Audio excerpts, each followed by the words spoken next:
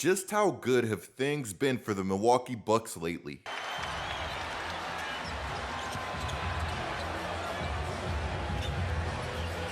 On the switch, it's now Leonard on Lillard. Green, a deep three. Guys, look at the time and the score in this game. Not only was this shot from Dame range, but it was also incredibly clutch. What a shot from AJ Green, and what an absolutely hilarious season that the Milwaukee Bucks have been having. The writers of Family Guy could not have put together a funnier script for the Bucks this season. First, they steal Damian Lillard away from the Portland Trail Blazers. Then, their lead assistant steps down before the season even starts.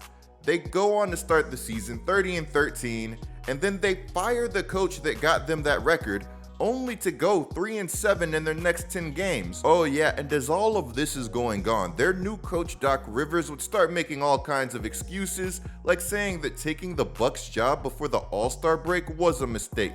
To quote Doc, "Taking a job when you're about to go on the toughest road trip of the season is not the smartest decision. I even asked them if we could wait until the All-Star break because that would have been a lot nicer." That's pretty bad, right guys? Well, it somehow gets worse. Doc didn't just say that taking the job before the All-Star break was a mistake. He also straight up said that he didn't understand why he was even considered for this job in the first place. Just listen to what Doc Rivers had to say about the Bucks' decision to hire him. Personally, I'll be honest. I told our owners when they called, I said, I don't understand why you're doing this, and they said, one of the things they said was, well, it doesn't matter. We've done it now, and we want you. And so that was a tough one. That's where you had the hesitation.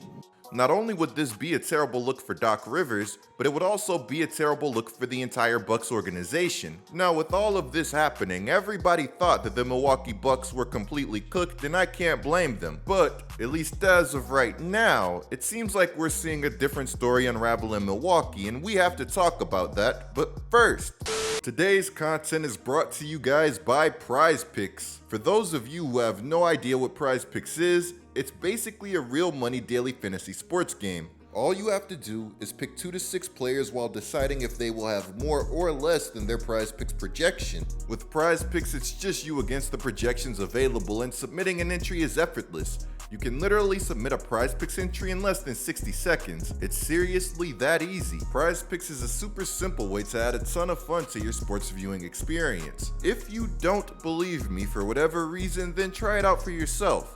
To get in on the action, download the PrizePicks app today and use code COOP to get your first deposit matched for up to $100. Thank you, PrizePicks, for coming through and sponsoring today's content. The more time that passes, the more clear that it is that the Bucks made the right decision firing Adrian Griffin. Sure, they went about it the wrong way, but it was still the right decision at the end of the day nonetheless. Check it out. Under Adrian Griffin, the Bucks were 21st in defensive rating with a whole bunch of confusion on that side of the basketball. Meanwhile, under Doc Rivers, the Bucks have loudly had the second best defensive rating in the entire league since his hiring. So not only does this Bucks team hold one of the best defensive ratings in the entire league under Doc, but they also are allowing the least points per game, only allowing 98.7. As somebody who wasn't a huge fan of the Doc Rivers hiring, but was still willing to give him a chance, even I have to say that I'm surprised at how good that this team has been on the defensive side of the basketball. Now, while we aren't working with the largest sample size ever, and ultimately Doc will still be judged for what he's able to do in the playoffs, I'm still proud of this Bucks team. If you're a Bucks fan, then this stretch of basketball that the Bucks have been playing has to feel like paradise, especially after all of that noise. I mean, not long ago, you guys were listening to Adrian Griffin tell you how Malik Beasley was going to be a defensive stopper for you guys, as he would go on to pioneer one of the worst defenses in the entire NBA. Now you have Doc Rivers and Pat Bev, and are able to do things like hold opposing teams under 100 points for 4 consecutive games. Pre-Doc, the Bucks had tried doing things on the defensive side of the basketball that were baffling to even their own players. For example, there was a point in time where Griffin's aggressive scheme had the slow-footed but excellent shot-blocking Brook Lopez consistently being pulled away from the basket. Taking one of the best shot blockers in the league away from the basket in order to run an aggressive blitzing scheme that nobody was buying into was certainly a choice. According to Dame, Doc's thoroughness in simplifying things has led to them buying in on defense, and that has been the difference for this team on that side of the basketball. You can say a lot about Doc, but you can't say that he hasn't been getting the most out of this roster, and especially Damian Lillard on the defensive side of the basketball, which according to Dame, he's always had the ability to defend, he's just never been in situations where he's had to. So while Doc simplifying things has helped on the defensive side of the basketball, Doc has also been working hard to get Dame and this offense cooking even harder. Dame says that Doc was shocked when he found out that some of the sets that used to kill Doc when Dame was in Portland weren't being used in Milwaukee, which Doc running some of those same sets that I just referenced has helped Dame to start to settle in even more. Now, I don't want to be that guy, but just hearing this is hilarious considering that the guy that ran those sets against Doc in Portland felt the need to step down before the season even started.